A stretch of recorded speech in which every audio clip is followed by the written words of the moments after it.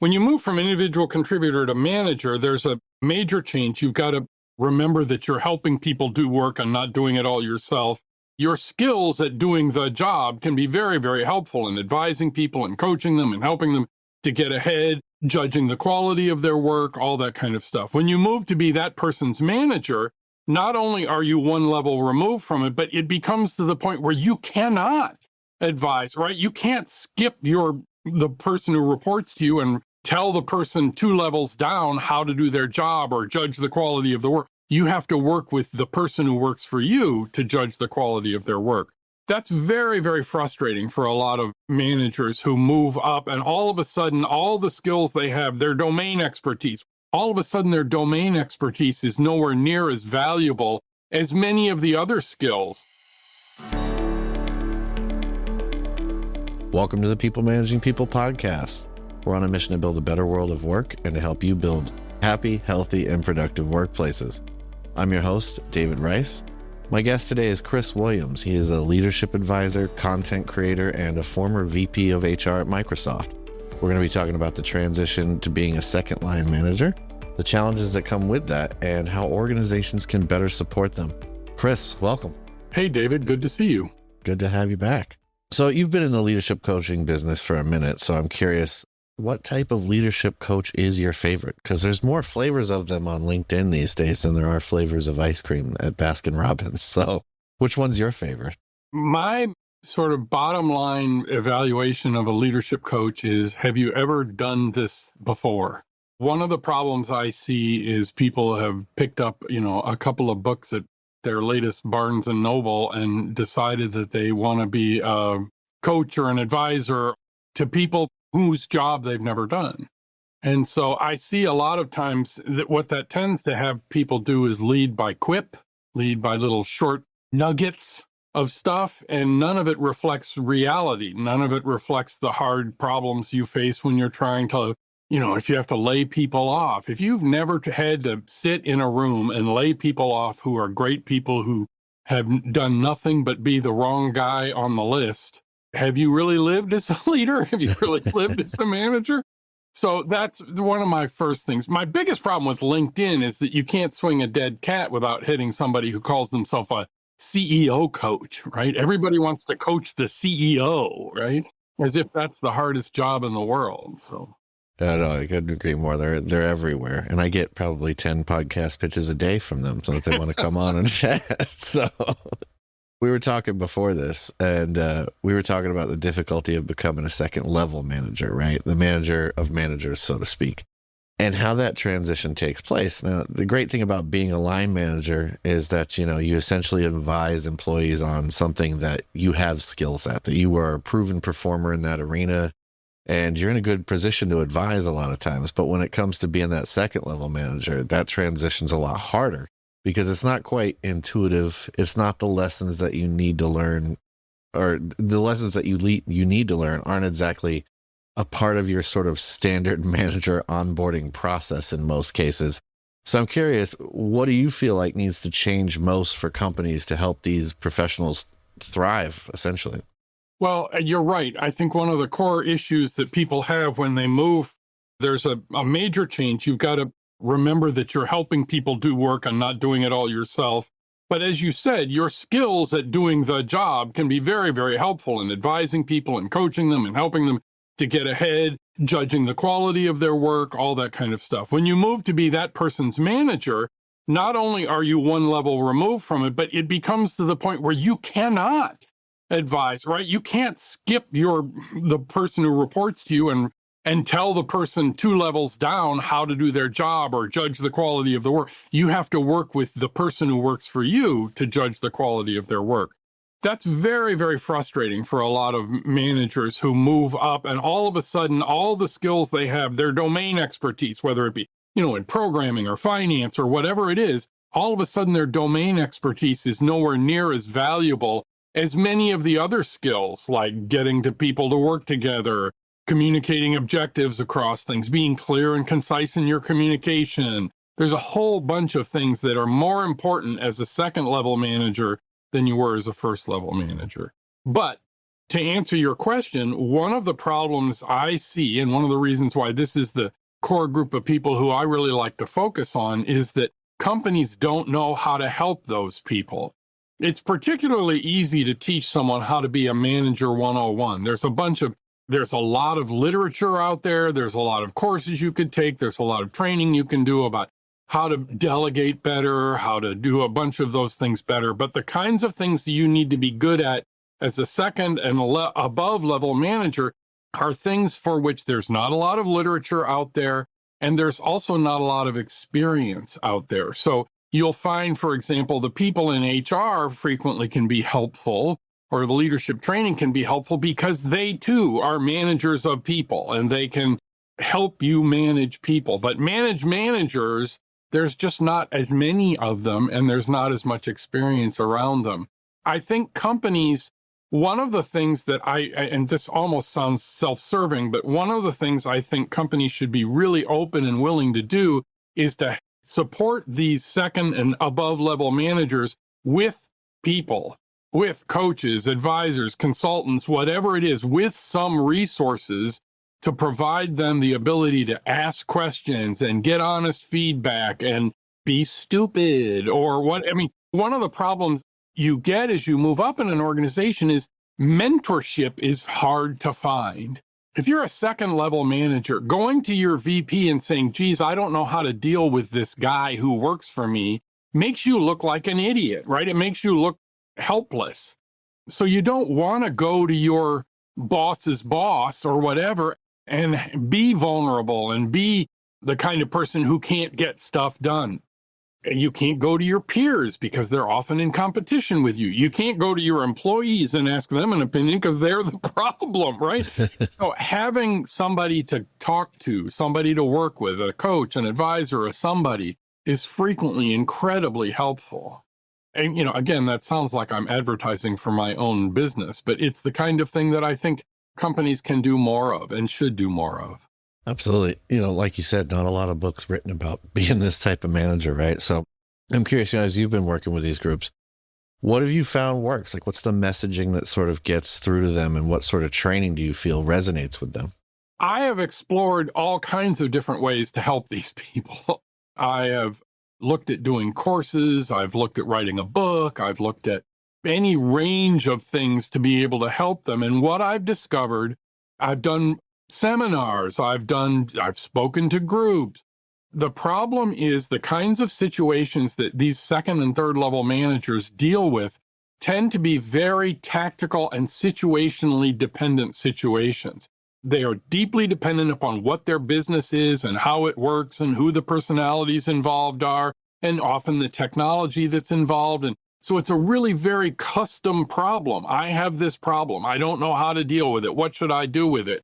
And for them, there's no book that's going to fix that. There's no quip on LinkedIn that's going to help you. What you need is someone to be able to say, hey, here's my problem. What do you think? And explore options and figure out ideas, figure out how to make this work.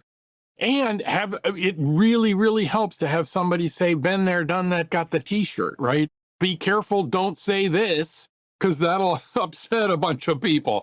That kind of thing. So I've found that what really, really works, and it's very frustrating for me as somebody who creates content and wants to impact a whole lot of people.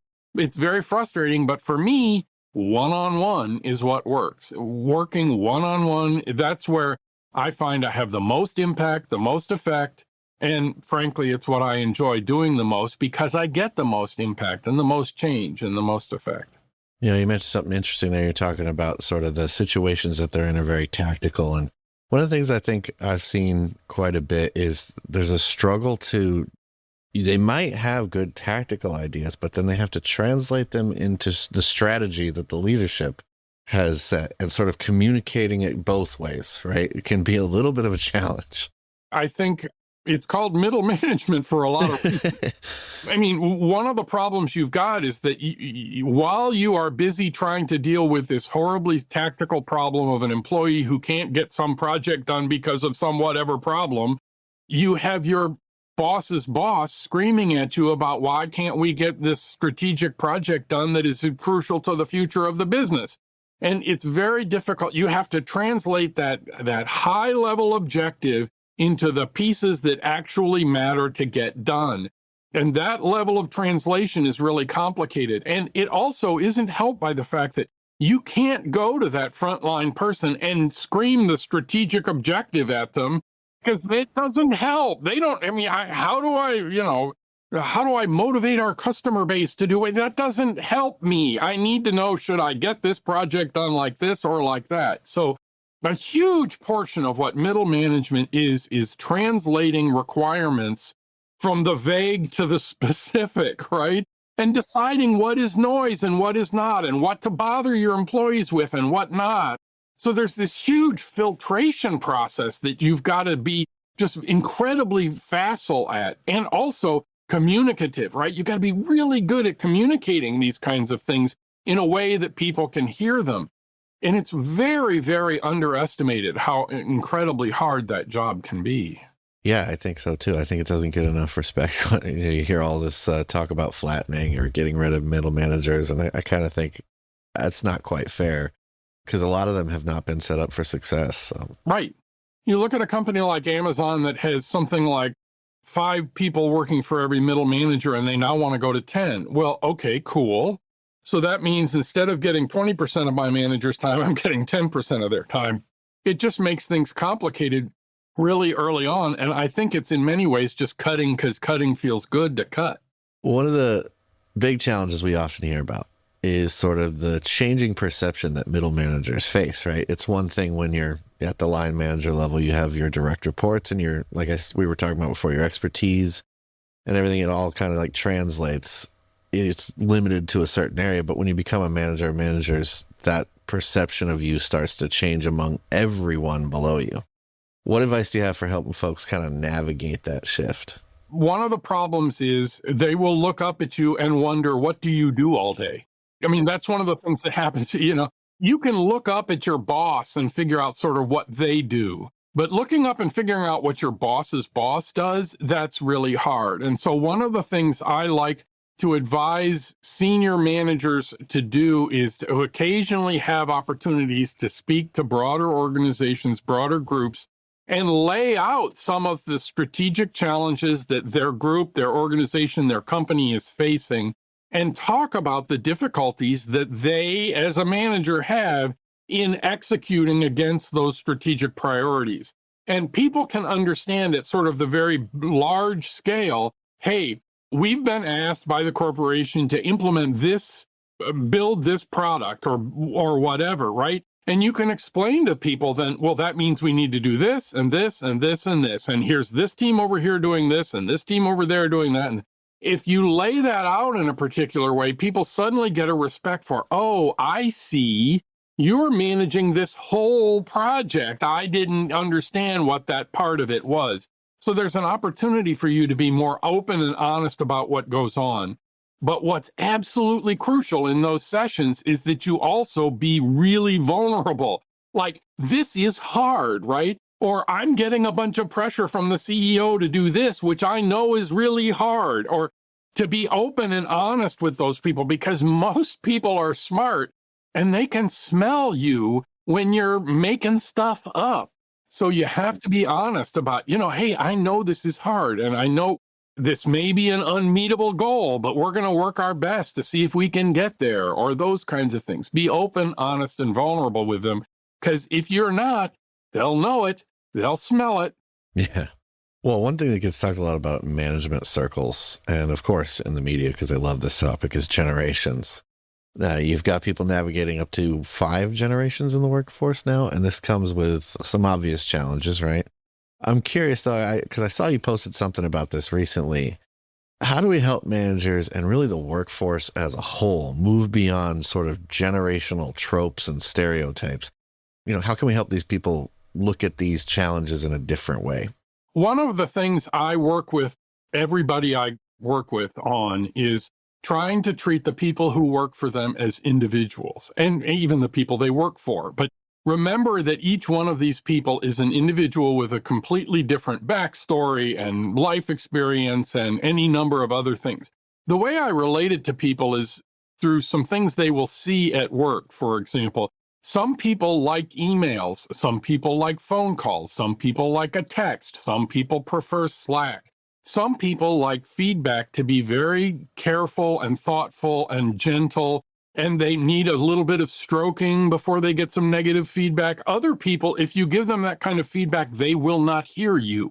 And you practically have to scream the feedback, stop doing that, or, but if you do that to some people, they will cry, right? So you can't do that. You can't give everybody the same kind of feedback all the time. You can't assume that some people are good writers. Some people learn through watching videos. So every single person, regardless of age, regardless of generation, I know people who were terrible at picking up new technology who are 25 years old.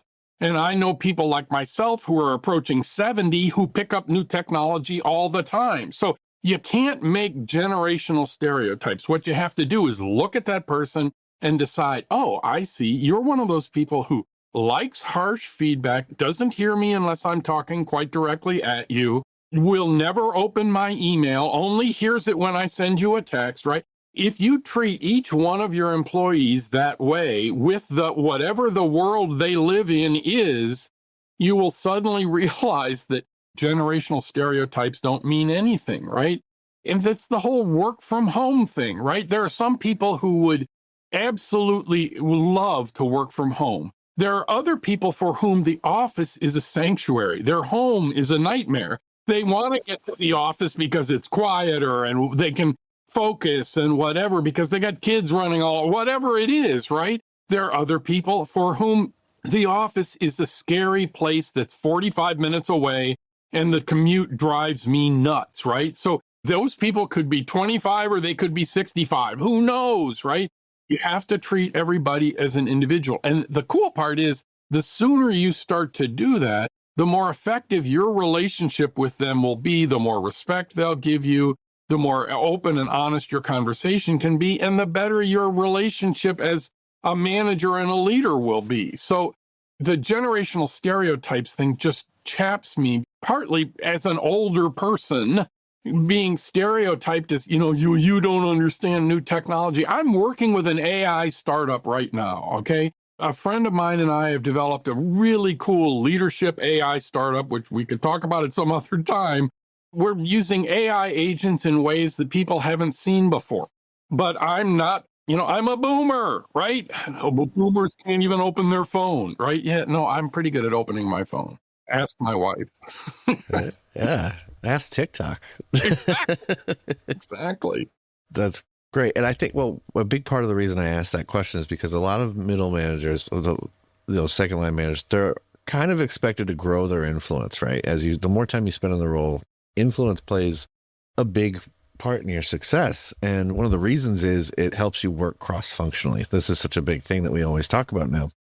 But when you work in a culture that doesn't necessarily support cross-functional work, right? Because a lot of companies like to talk about it, but the actual logistics of supporting that and not keeping things siloed, it's more complicated than just saying we're going to work cross-functionally. It doesn't come naturally, but you're still expected to grow your influence within other departments. What advice do you have for a middle manager who's kind of in a situation where they need to build influence and create more credibility for themselves, essentially?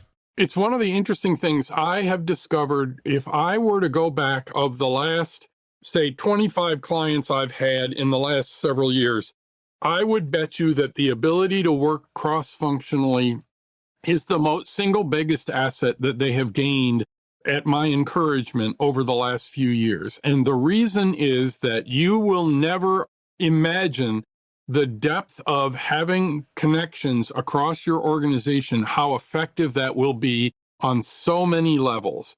Not the least of which is, I just wrote an article for Business Insider about this recently, which is that all these people who are being labeled as underperformers, their biggest problem, their largest problem, is that they weren't known in the organization.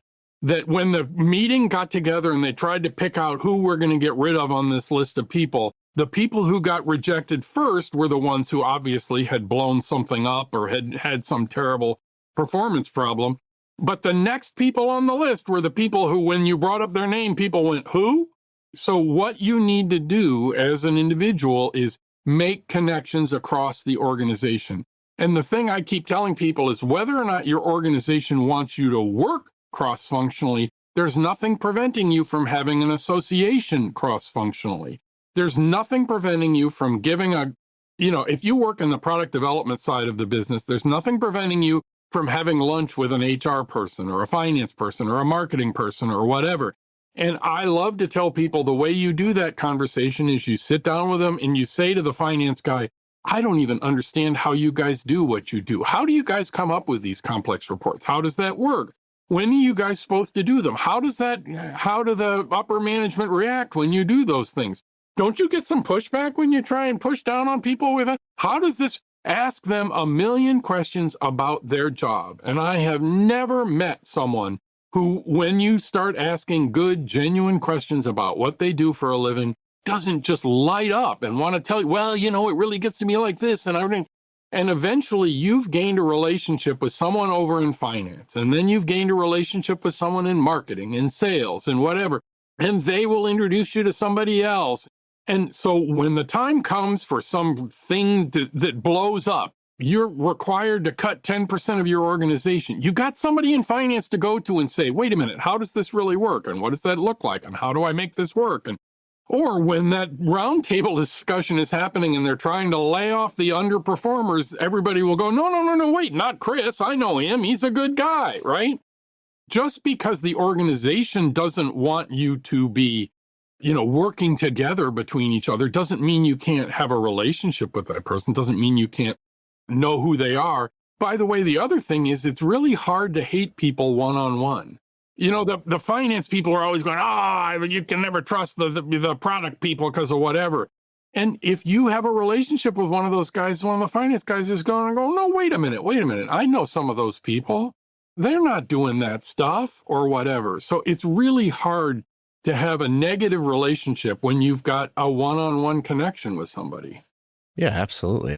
More often than not, you find that they'll ask these questions, they start to understand what you're doing better. And then when that conversation's being had, they say, well, no, I know Chris has been working on, and they've got a long list of things. And, there's more advocates at your back. It's never a bad thing to have. Never a bad thing.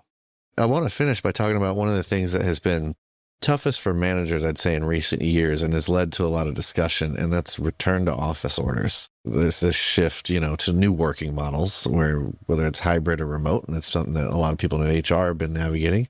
But now there's this kind of move to push people back in, and I'm curious how you're advising clients to adapt to the new working environment, because many seem to really struggle, but I don't know if return to office orders are helping anything, really. It's interesting. A lot of noise recently from Jamie Dimon doing a rant at an employee session where he ranted about, I couldn't get people on the phone and we have these meetings that are way too long or whatever. And for somehow he feels that returning to the office is going to fix those problems. Well, those problems were not return to office problems. They were problems that happen in the office too. They were problems that happen remotely. I think one of the problems is that business is tough and things are hard to do.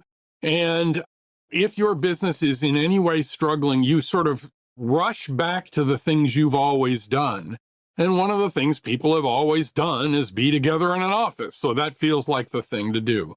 I also think, as a complete subtext to all of this, it's important to note that Jamie Dimon's company, JP Morgan, is one of the largest investors in downtowns and office spaces and shopping malls and whatnot. So Jamie has a slightly vested interest in making sure that downtowns and office complexes thrive. So there's a reason why Jamie's not just talking about office culture. He's talking about needing to prop up the office, Class A office space market. But in any case, the underlying problem is that if you are a manager who is focusing on how the work gets done and not what the work is getting done, you're focusing on the wrong thing. It's not about where somebody does it or whether they do it in the nude or whether they do it standing on their head, or none of that matters. What matters is the work getting done, and is the work quality of the work getting done? And again, this is one of those things that mattered before COVID, and it matters just as much now, which is if you were a kind of manager who wasn't focusing on results, who was monitoring people's keystrokes, or whether they were taking too long of a smoke break or one of those kind, you were not actually managing to the business results. You were managing to, the symptoms of business results. And if somebody is remote, and you should certainly be able to tell whether they're getting the work done or not. And if you don't, then that's your problem. You as a manager need to figure out, what are the requirements for this job? What things need to get done? What is the appropriate time to get them done in? And if they don't meet those requirements, that's the discussion you should have, not about where you're doing it. It's about you're not getting it done. So I think one of the things that is return to office is an easy whipping post upon which to hang your poor management hat on. Gosh, I mixed as many metaphors as I could there. But it's an easy thing to say, oh, well, I know what'll solve it. Let's all get back in the office. And so we'll all get back in the office. Everybody will be miserable again, and the performance still won't improve. So what are you going to do then? Well, I'm going to blame something else. Middle managers. I know. I'll fire all the middle managers. That'll do it. Well, it's funny. You mentioned managing the symptoms, or like the appearance of work getting done, right? I find every time you do that, what happens? People find a way to game the system. Yep. So they did the little mouse movers, right? The mouse movers, people just pretending to type and not really doing much of anything, Yeah, so it's one of those things that long ago, I reinvented the compensation system for all of Microsoft. We changed every single one of it. At the time, there were 33,000 employees or something. We changed every single person's compensation. In the process of doing that compensation analysis and revamp, we talked with some of the world's leading compensation experts. And time again, they said, the most difficult thing to do in a compensation system is to make sure that you monitor the result that you want, not the result you think you want. Because as you see, for example, it's very common in sales circles, for example, if you give people a payment, a commission based on the sale, right? People will sell stuff that people don't want just to get the sale, even though the return will come back later. So then you have to, we got a credit for the return. Or you'll get these stupid behaviors where people rush orders through at the end of the quarter and then have no orders for the beginning of the next quarter and then rush them through the end of the quarter. So compensation systems are exactly the model for that. The minute you set out some objective, people will figure out a way to game that objective. So you have to make sure your objectives are clear and related to the business at hand, right? Really relatable to the business. As you said, mouse movers and key twiddlers to make it look like I'm busy, right? Yeah. Well, as long as people have been getting paid to work, they've been figuring out how to look busy. So, but the point is, people who are pretending to work, you should be able to see that in their work, right? In their productivity. Right. Yeah. They're not getting stuff done. And then the other thing, so I make that comment and they say, yeah, but what about the person who gets all their work done in 30 hours? And I'm like, give that person a raise. Have them teach other people how to do it in 30 hours, right? You should be promoting that person. If they can do it in 30 hours, you shouldn't be mad at them. You should, reward them. Exactly. Have that person use the other 10 hours a week teaching people how to do it in 30 hours rather than 40, right? Right. And then you can come up with new things. The last thing you should do is be mad at somebody because they get stuff done sooner than you thought. I mean, come on. No, and then you can find new things for people to do with those 10 hours, which might generate revenue and make the business better. Exactly. Jeez Louise. There are people in this world who find a way to complain about everything. And that's Well, as always, it's been a pleasure chatting. Before we go, a couple things I like to do. First thing I want to do is give you a chance to tell people more about where they can connect with you and how they can find out what you have going on. As you hinted to earlier, I do create a bunch of content. I got 250,000 followers on TikTok, which is just always amazing to me. I'm also on YouTube and LinkedIn and Blue Sky and Threads and everywhere. If you search for CL Will, CLWILL, CL Will, you will find me. I'm clwill.com. I'm CL Will on all those platforms. If you just look around for CL Will, you'll find me. And I'd love to meet, particularly if you've got middle managers who are struggling, go to my website, clwill.com, and let's talk. Well, the last thing we always do before we sign off the podcast is a little tradition here. I turn it over to you. You get to ask me a question, anything you want. Doesn't have to be about the topic, but it can be. You talk to an awful lot of HR people. Tell me, how worried are HR people about AI, particularly like the HR generalist community? It feels to me like AI is going to be a real opportunity to answer an awful lot of those questions that HR generalists spend their days answering. Is that something you see people being worried about? A little bit, yeah. There's a sort of a sense, a growing sense amongst that crowd that it's time to like specialize in something and sort of push in a direction where it's like, am I doing recruiting and I'm like a talent acquisition manager or trying to figure out that, or am I compliance, am I payroll? Like, am I going to focus on one specific area? Other folks, I think they're kind of looking at it like this is a tool. It's not going to fully replace the need for like human input. And also somebody's got to monitor it, right? So I think there's a level of mixture in it. Like some folks are getting a little nervous and I think wanting to figure out like they want to open another door, if nothing else, just to see like what's on the other side. And also a lot of these folks are overwhelmed right now, right? State of the world kind of thing. People are asking a lot of questions and they've got a lot of people in their face asking them the same questions about AI and they don't know. It's interesting timing because I think a lot of people are thinking like, I got to figure out what that next thing is. But there's a level of sort of like, we're not there yet though. We've got time. It's going to be a while before like this thing just completely, it's like I was saying to somebody on a podcast just last week about, I saw this study from MIT and this guy was like, his management expert was like, there's no meaningful work that a human being does that AI is ready to replace at this time or will be probably for the next year or two, right?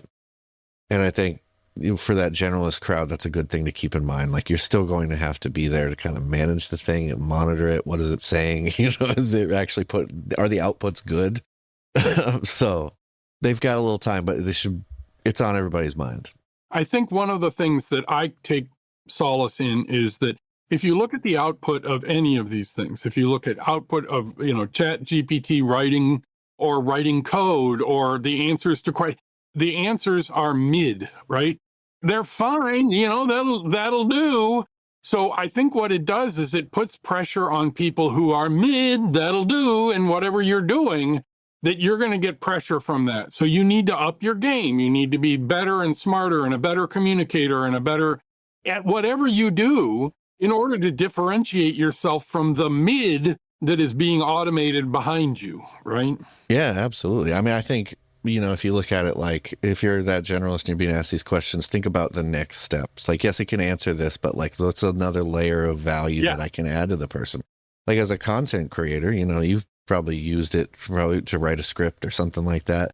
But what happens? Even though it's getting more sophisticated and it still writes pretty good now, the one thing I would say is like, it's not a particularly talented storyteller and it can't add human value to it. That's where you can thrive, It tends to be verbose.